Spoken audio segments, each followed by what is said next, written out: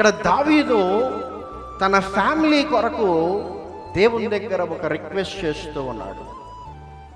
ప్రభువా, నీవు నా కుటుంబాన్ని ఆశీర్వదించాలి.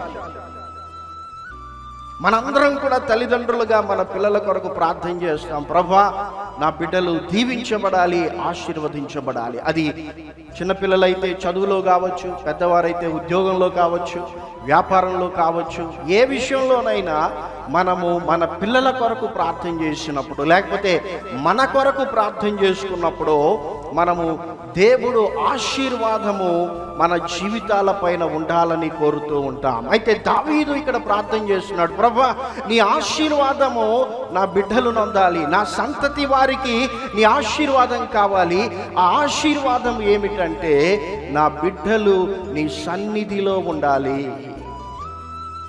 ఎందుకంటే దేవుని సన్నిధిలో సంపూర్ణ సంతోషము ఉన్నదని దావీదు భక్తుడు సెలవిస్తూ ఉన్నాడు.